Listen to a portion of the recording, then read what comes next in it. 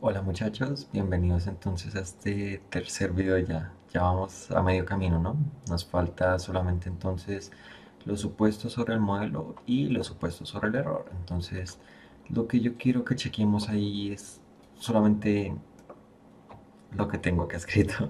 ¿Y eso que es? Multicolinealidad y cambios estructurales. ¿Listos? Son esos los dos supuestos que vamos a chequear en este caso. Entonces, ¿cómo vamos a proceder? La cuestión acá es, vamos a crear una nueva base de datos que va a ser un subconjunto, por así decirlo, de la base de datos de la NBA. ¿Y por qué? Porque recuerden que cuando nosotros vamos a estar chequeando los problemas de multicolinealidad, lo que queremos es ver la interacción entre esas X, ¿no? O sea, su relación, más bien, la relación entre las X. Y por ende, yo no tendría por qué incluir la variable independiente. Por otra parte, la correlación es, mm, es como una medida que nosotros vamos a aplicar sobre variables que no sean dicotómicas. Por ende, yo acá lo que le estoy diciendo es DNVA toma todas las filas, por eso dejo el primer argumento vacío, y toma de la segunda a la sexta columna, ¿cierto? Entonces, de edad hasta rotación, dejando entonces las últimas dos variables vacías. Después entonces lo que yo voy a hacer es con la función ggpairs voy a plotear algo que, o sea, la imagen en este caso me valen más que mil palabras. Entonces, veamos acá en Zoom. Noten entonces, ¿qué es lo que aquí me grafica ella? Y es que en, en la parte inferior a la diagonal principal voy a tener los gráficos de dispersión, ¿cierto? Los scatter plots. Entre, no, noten que tengo los nombres en la parte superior y en la parte de derecha. Entonces, los nombres que estén en la parte superior van a corresponder al eje X en este caso y los de la parte derecha al eje Y. ¿Listo? Entonces, esta sería la relación entre la edad con los juegos. Por eso tienen esta forma, ¿no? Es decir, ¿tú cuántos años tienes? O sea, me dirías 20, 22, 24, y por eso toman como una línea, ¿no? Pues ese patrón se relaciona con todas las variables acá. Noten aquí que está la gráfica que nosotros manejábamos en el video anterior, ¿no? Y eran los juegos en función de los minutos jugados. Entonces, ahí vamos súper bien. En la gráfica, en las gráficas de la diagonal principal, entonces lo que nosotros encontramos es una aproximación a una función de densidad, ¿cierto? Entonces ahí está. Tenemos una serie de gráficas que son súper raras. Las únicas dos que en realidad tienen como una distribución medianamente normal, y eso porque las noto demasiado platicúrticas, son la eficiencia y la rotación. ¿Listo? Entonces, también encima de la diagonal principal, entonces tenemos los índices de correlación. Entonces, creo que este es el de Pearson. Sí, el de Pearson. Tenemos más, ¿no? Pero pues con este nos vale. Y lo que nos daría a nosotros un indicio de correlación ya apuntando a multicolinealidad o a colinealidad. En estos, sí, colinealidad, nosotros hablaríamos de un coeficientes encima de 0.75. Entonces, aquí los minutos jugados y los partidos tienen un valor extremadamente alto. Entonces, vamos a elegir alguno de ellos. Y la cuestión es cuál de los dos elegir. Entonces, habrá veces que a nosotros la teoría nos diga cuál de las dos variables es más importante. En este caso, yo pensaría que el número de minutos jugados es más importante. ¿Y por qué? Porque en un juego puede ser que la persona entró 10 minutos, 5 o 10 minutos y salió. ¿Listo? Entonces, no me importa como tal qué tantas veces haya entrado, sino cuántos minutos es lo que en realidad ha jugado. Otra forma de ver eso es con la función coreplot. Entonces, si alguno de ustedes tiene como ganas de cacharrarle a esos argumentos, lo puede hacer. Yo creo que esta vez salto. Ya estoy cansado, la verdad. Em, Listo, entonces noten acá que en la parte superior, entonces lo que nosotros notamos son cuadros con pues, los colores. Los colores más oscuros son los que nos deberían preocupar, ¿no? Entonces acá ya tenemos, o sea, los minutos jugados y los juegos tienen una correlación altísima, entonces a quitarlos. Por obvias razones, la correlación de una variable consigo misma debería ser una, ¿no? Entonces la diagonal principal es una. Listo. Y finalmente tenemos los variance inflation factor, ¿no? Entonces, cuando los valores son mayores a 5, dicen algunos, tenemos que cuidarnos, ¿no? Acá, pues el profe les decía, ¿no? Algunos dicen 2.5, otros 5, otros 10. Eso es un complique. Esta métrica no me gusta, la verdad, pero al parecer está muy bien montada. Em, bueno, listo. Entonces la cuestión acá es, yo preferí dejar minutos jugados y quitamos los juegos. Entonces, ¿qué es lo que vamos a hacer? Si ustedes recuerdan las estimaciones anteriores, nosotros habíamos notado que la rotación no fue estadísticamente significativa para explicar los salarios y el índice de agresividad tampoco lo fue. Entonces, listo. O sea, tercer modelo, eliminó eso. Ahora, yo sí que quería hacer, a partir de ahora lo que yo voy a hacer es manejar las regresiones que como tal tienen los datos atípicos, que es lo que ustedes van a hacer, ¿no? En su trabajo. Entonces, continuamos con los datos atípicos. Listo. Y entonces, así nuestra... Ay, bueno, ¿por qué corrí eso? Entonces lo que nos va a quedar es, yo voy a restar la variable juegos, la variable rotación y la variable índice de agresividad.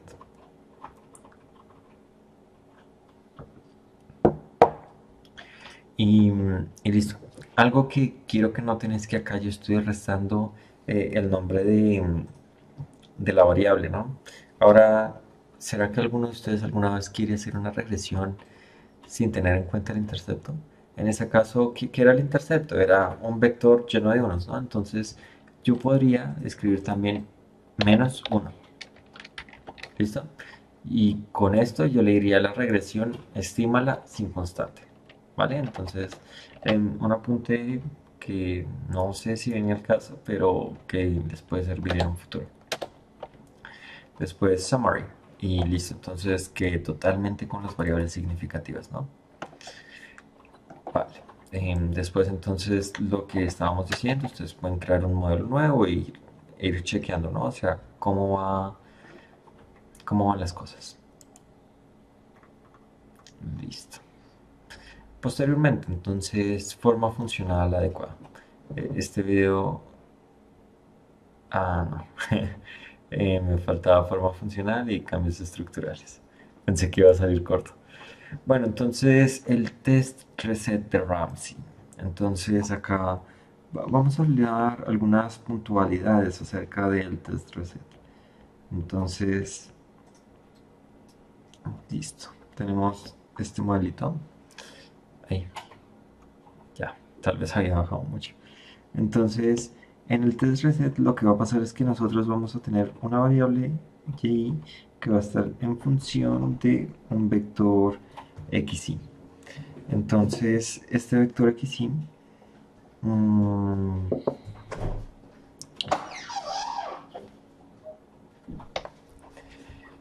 entonces, ¿qué es lo que quiero que noten acá?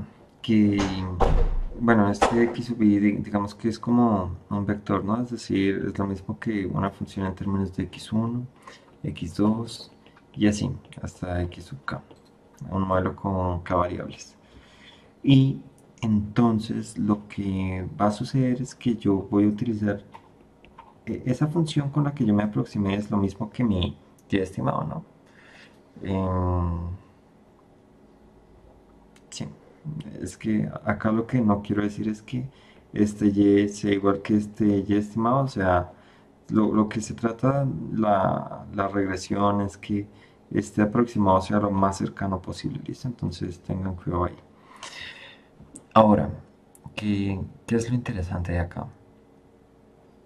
Es que yo puedo hacer una regresión de y sub i ya no solamente en función de esas x sub i, sino que yo voy a agregar entonces es el valor ajustado, ¿cierto? Al cuadrado. Y, ¿por qué no? El valor ajustado en forma cúbica. Entonces, ¿cuáles son los pasos? El primer paso sería entonces estimar y sub i, ¿cierto? Entonces, posteriormente, regresar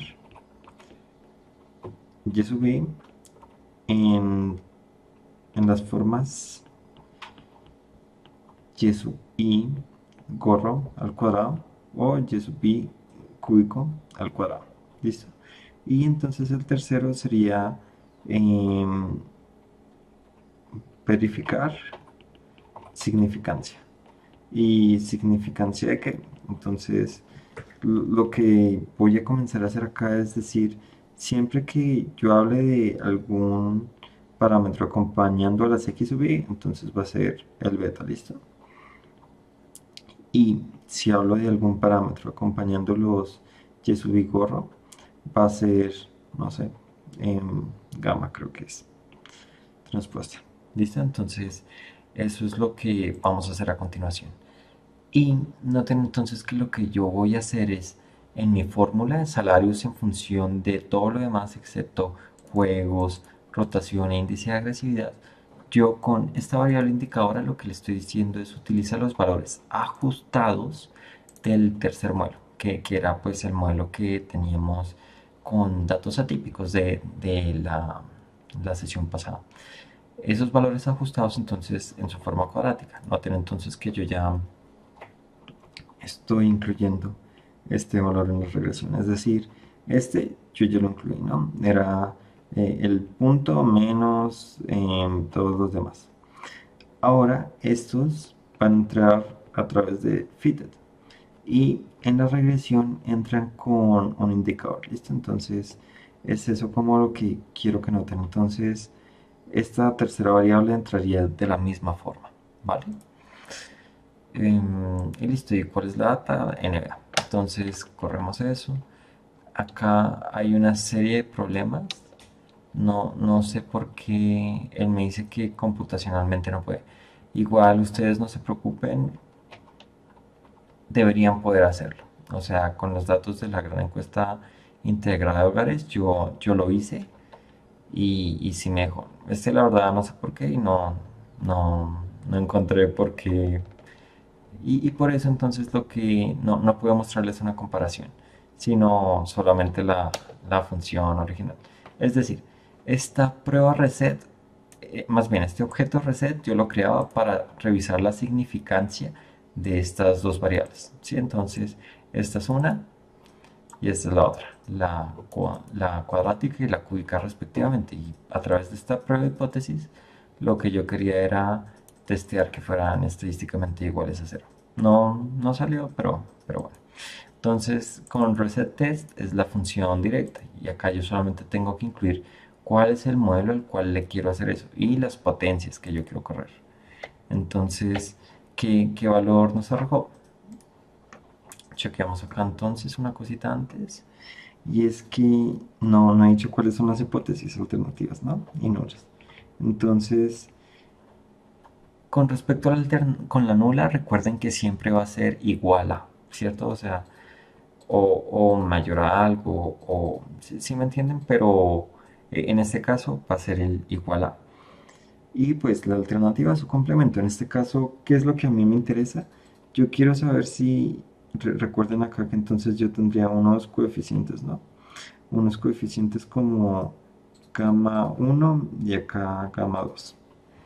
Entonces yo quiero comprobar si gamma 1 es igual a gamma 2 y estos son iguales a cero.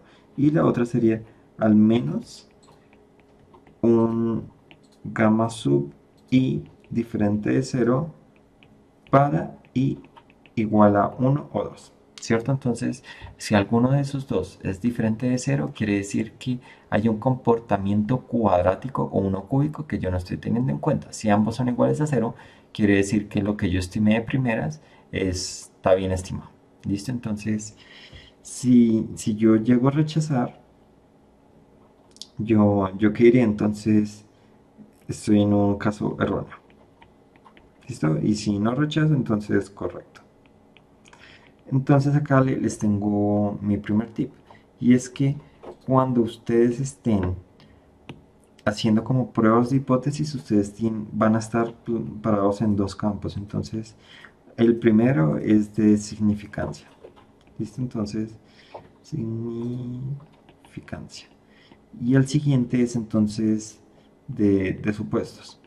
Y entonces, por significancia, ¿a qué me refiero? A que yo me estoy preguntando si hay algún beta sub i que es igual a cero o si es diferente de cero. Yo ¿qué es lo que quiero? Pues que sean significativos, ¿no? Entonces, yo tengo que rechazar. ¿Listo? Si rechazo, entonces son significativos. En supuestos, yo lo que voy a preferir es no rechazar. ¿Listo? Entonces, para que tengan claro, o sea, hay veces que uno no sabe cuál es la prueba de hipótesis. Digo, bueno, puede ser la prueba de hipótesis o no se acuerda de ciertas cosas. Y esa es una regla como empírica, creo. Rule of thumb, creo que dicen. Entonces, listo, es un consejo ahí que les doy nomás. Acá, ¿qué fue lo que encontramos? Nuestro p-value es muy pequeño, entonces rechazamos. Y encontramos que pues tenemos un error de especificación, entonces toca corregirlo. Podríamos entonces pensar que, no sé, es un error por una forma funcional no adecuada, una forma funcional faltante. Pero vamos con la primera a ver cómo nos va. Y es que vamos a correr lo mismo pero con el logaritmo del salario. Entonces corremos el quinto modelo, el test reset como sería, y volvemos a chequear, el p-value ya es mucho más grande, entonces ya no rechazamos, ¿listo? Entonces ese sería nuestro quinto modelo, ya arreglado. Entonces ahí lo que sí es que tenemos una cuestión y es que em, ¿cuál es el problema con correcta especificación? Y es que ustedes posiblemente les puede salir que no tienen una especificación correcta. Y esa especificación correcta puede venir de múltiples fuentes, ¿no? Yo les mostraba algunas las sesiones pasadas. Mm, sí, sí, sí las mencioné. No encuentro. Ah, sí. Específica, o sea, puede ser que tengan una variable irrelevante que tocaría eliminarla o, más importante aún, una variable emitida. Recuerden que el primero no genera sesgo o inconsistencia en los parámetros, el segundo sí. Y el tercero, una forma funcional no adecuada, también puede ocasionar problemas de sesgo o inconsistencia. Entonces, para que tengan cuidado, ¿no? Mm, sin embargo, entonces, ¿qué pasa? Si ustedes están en la gran encuesta integrada de hogares y tienen un problema y ustedes prueban con formas funcionales y no pueden, entonces, pues, ¿qué hay que hacer? Puede ser que ustedes estén en un problema por variable omitida, porque puede haber otro tipo de características que importen al momento de la determinación del salario. Como que entonces ustedes podrían pensar, tal vez y más adelante van a extender el modelo con ese tipo de características, ¿no?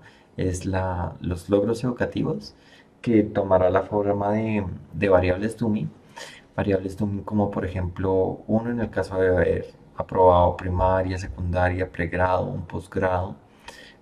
Uno va a ver que a fin de cuentas no hay una diferencia significativa entre primaria y secundaria, por ejemplo, pero un salto a un pregrado, un posgrado puede ya tener más repercusiones. También puede tener que ver con el tipo de contrato que se haya firmado, el tipo de entidad para el que se trabaje, si es estatal, pública.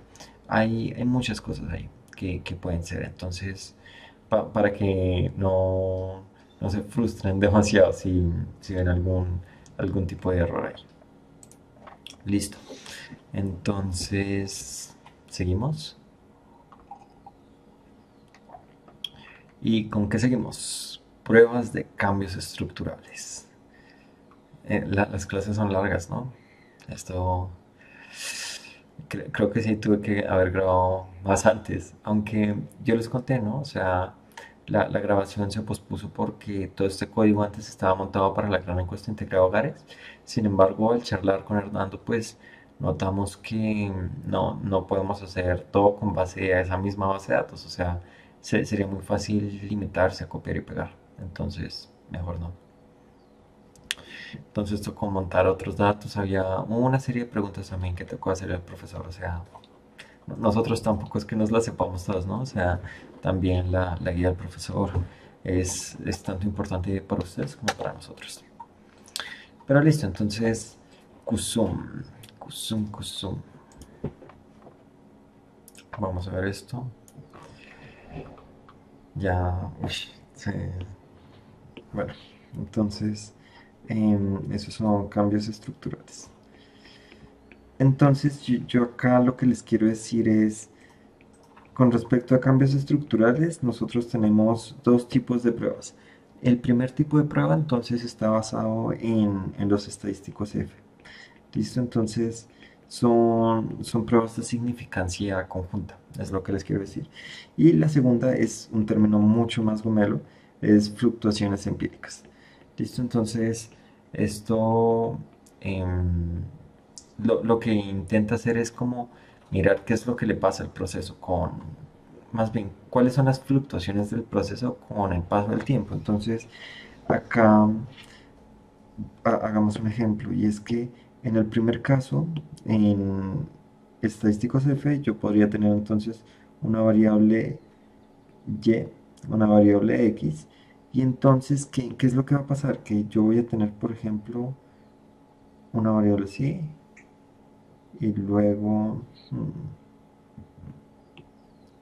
no, más bien, un crecimiento así, y luego uno así. ¿Listo? Entonces, noten que al principio es más inclinado, ¿no? Que al final. Y entonces esta va a ser la verdadera regresión. Y yo puedo tener entonces también una segunda regresión que no tenga en cuenta eso, ¿no? Entonces, no sé, que sea algo como así. ¿Listo? Entonces esta es la falsa. Entonces, ¿cuál es el problema? Que noten que en un primer momento yo tengo una mayor cantidad de errores positivos o negativos. Yo pensaría entonces que tendría más errores positivos, ¿no? Porque la verdadera regresión, que es la verde, se encuentra por debajo de la naranja. Entonces, yo estoy sobreestimando algunos valores. ¿Listo? Posteriormente, entonces, ¿qué es lo que va a pasar? Yo voy a tener entonces unos errores más bien, yo estoy subestimando la estimación. Y finalmente, pues, otra vez se repite, ¿no? Entonces, em, acá tengo errores más positivos, acá errores negativos y acá errores más positivos. ¿Listo? Bueno, entonces es eso. ¿Qué es lo que va a pasar? Las fluctuaciones empíricas, o bueno, comencemos con el otro. Y es que la prueba F lo que haría sería, así como ustedes, por ejemplo, estaban charlando sobre el, creo que este es el de Goldfield Quant, ¿no? No, mentiras, eso es para heteroscesticidad. Esto es Chow. Lo que Chow haría es, llega acá, cortamos en X sub 0, es decir, nosotros tuvimos que haber hecho un ordenamiento de las variables, ¿no? Em, Cortamos en X sub 0 y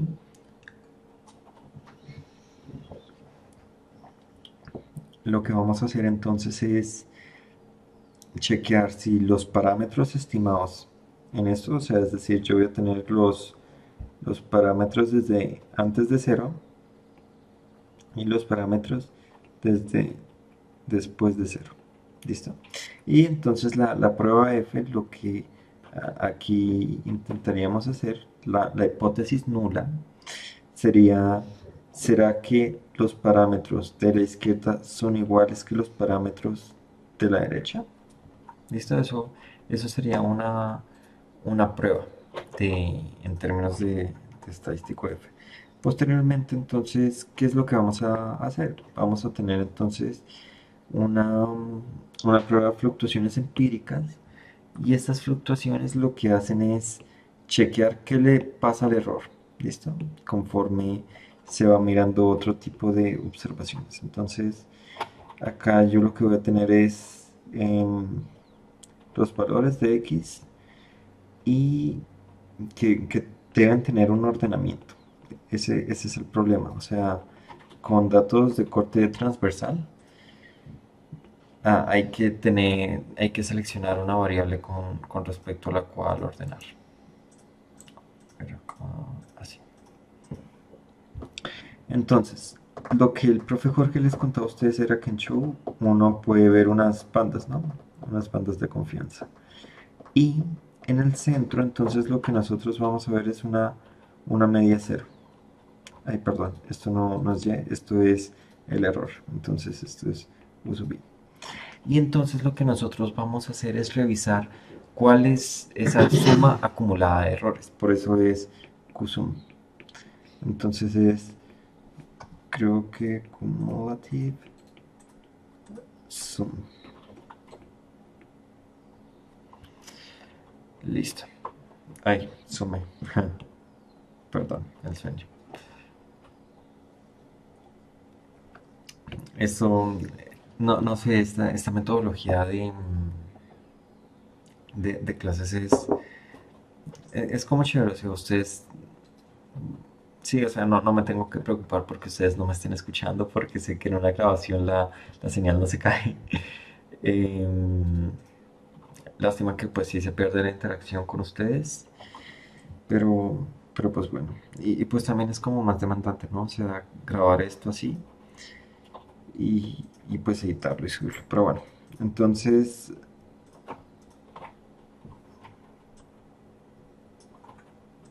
pongámosle acá un moñito a U. Y es porque U sub I técnicamente es el error de cada una de esas estimaciones, ¿no? Pero es que acá yo no tengo, o sea, mi dependiente no es U sub I, sino la acumulación de los U. Entonces hay que tener cuidado, ¿listo? Entonces, ¿qué es lo que va a pasar? Que noten que al inicio yo tengo una serie de errores, ¿cierto? Ahí, pongámoslo en otro color verde. Una serie de errores que son positivos, ¿cierto? Porque la línea falsa que yo estimé sin ningún cambio estructural está sobreestimando al inicio. Entonces yo tengo un error positivo ahí, ¿cierto? O sea, la estimación más el error que está positivo ahí. Entonces al inicio podría ser así. Y el punto es que debería romper, ¿no? Después él podría caer, pero pues vuelve y rompe. Entonces eh, es como eso. Esto está mal, o sea, acá seguiría subiendo. Es que acá lo bajé un poquito porque había una zona negativa, ¿no? Y pues después, o sea, subió todo, después bajó un poquito, después volvió a subir. Entonces es eso, o sea, cuando nosotros notamos un quiebre en estas bandas de confianza, entonces lo que vamos a entender es un quiebre. Sin embargo, entonces una de las cosas que nos señalaba el profe Jorge es que, pues, más bien, ¿cómo debería ser típicamente? Y es que nosotros, si bien podemos tener errores positivos, también debe haber otros negativos. Y es que esto se tiene que compensar. ¿Listo? Entonces, eso es lo que les digo. O sea, el error en promedio debería ser cero. Y más bien su suma acumulada, o sea, algunos choques negativos con otros positivos y todo se debería compensar a lo largo de las observaciones. Ahora, ¿qué es lo que nos decía el profe Jorge? Y es que esto es utilizado como para estabilidad de parámetros, digamos que se salió aquí. Y entonces, ¿cuál es el problema ahí? Y es que en esos casos, uno ya no hablaría de quiebre, sino de un salto, ¿listo? Entonces, chequen sus apuntes, revisen qué es lo que sucede cuando hay una dummy de quiebre, qué es lo que sucede cuando hay una dummy de salto. La dummy de quiebre en datos de corte temporal, recuerden, también en corte transversal. En corte temporal indican un cambio en la tendencia. y en corte transversal un cambio en medio. ¿Listo? Entonces, pues para que tengan cuidado con ese tipo de cosas. Entonces, listo. Nosotros creo que, listo, ya corrimos eso. Se guardó en, sí, guardamos QSUM, lo guardamos acá, o sea, ejecutamos QSUM, ¿no? EFP es para Empirical Fluctuation Process. Entonces, esa es la función, lo guardamos en un objeto y eso se tiene que graficar, ¿listo? Entonces, la prueba QSUM aquí lo que nos dice es que, noten que está bárbaro, ¿no? Hacia el inicio tiene una caidota y bueno, más cosas. Y al final una subidota, o sea, no está tan chévere como uno quisiera ver una gráfica, sin embargo, permanece dentro de las bandas, ¿no? Entonces, diríamos que por ese lado, todo súper bien. Ahora, con SSTest, em, no recuerdo de qué viene eso. SSTest, ¿será que ahí dice? Structural Change Test. Listo. Ok, súper bien. Entonces, ¿qué tenemos que incluir acá? Nosotros tenemos que incluir nuestro modelo, ¿cierto?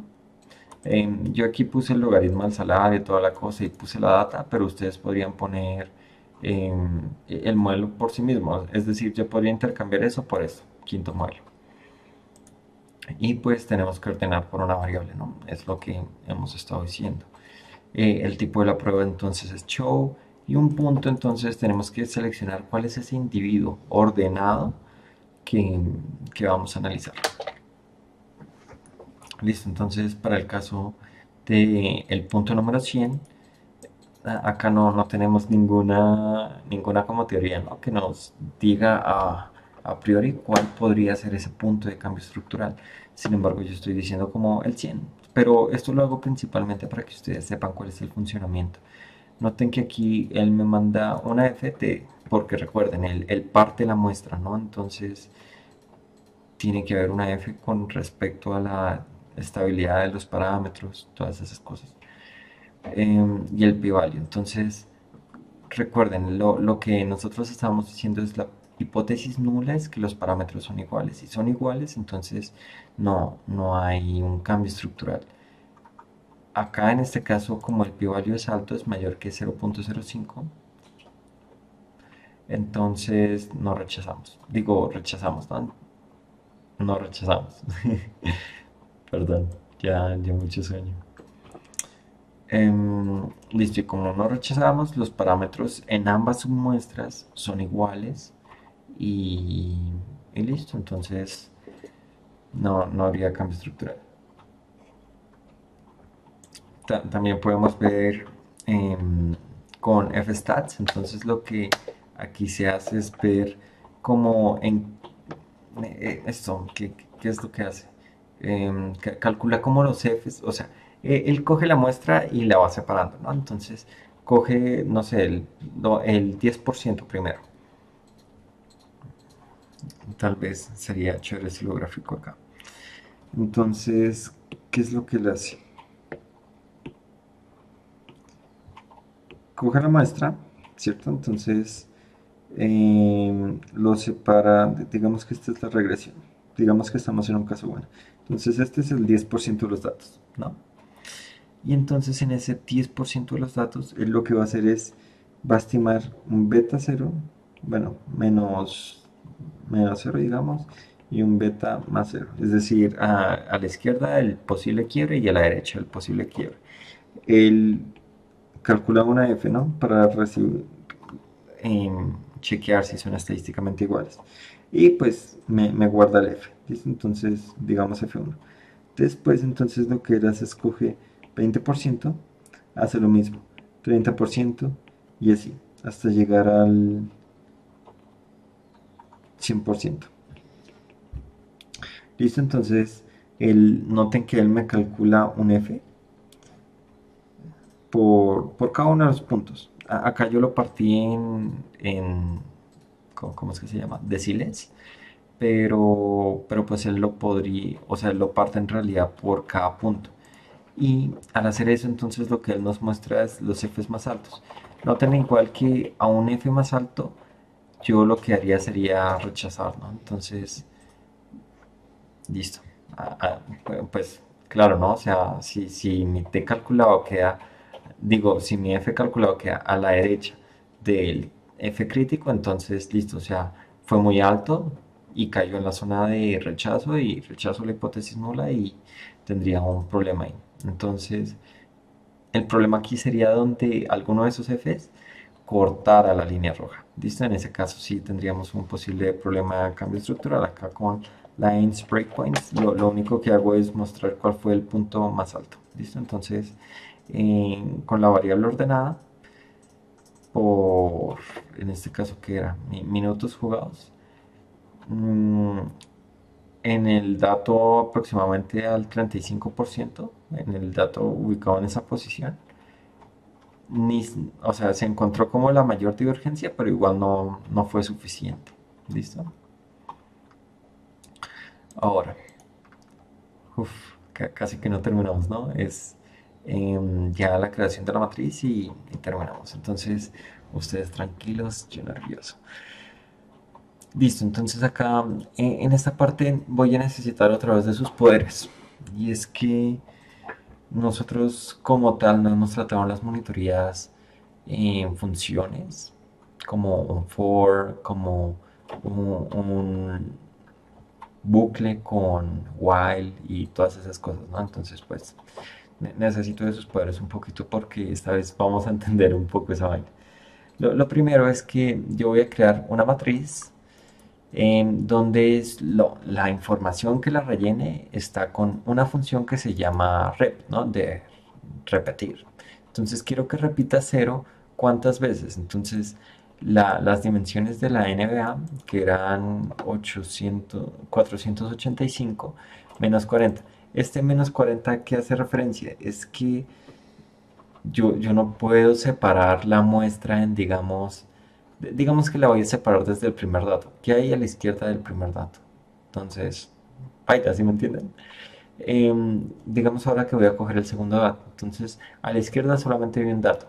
Si yo necesito una, un polinomio de grado 1 para pasar por dos puntos, pues que necesito para pasar por un único punto, una constante, ¿no? Entonces, pues ahí la verdad no habría parámetro que estimar. Y bueno, sí, el punto es que la debilidad de la prueba HU es que pierde confianza conforme uno se aproxima a los extremos, porque la muestra comienza a ser pequeña. Entonces yo dije acá como, bueno, ¿y qué podría ser una muestra pequeña? Digamos que 20 datos, entonces resté 40 porque yo quiero excluir esos primeros 20 datos y los últimos 20 datos. Entonces eso fue lo que se hizo. Y por 2 porque yo quiero crear dos columnas. Por eso es que estoy poniendo aquí el número de columnas. Y eso es porque quiero saber cuál es la observación en particular en la que se hizo ese quiebre y cuál fue el p-value que se vio al hacer ese quiebre. Entonces, listo. Corro eso. Cambio los nombres de la matriz y corro eso. Listo. Ahora veamos qué fue lo que se corrió ahí. Y es que el for, cómo funciona. Acá lo que yo le estoy diciendo es para ahí, desde 20, ¿cierto? Porque voy a comenzar en la posición número 20 hasta, recuerden que con dos puntos yo lo que hago es crear un vector.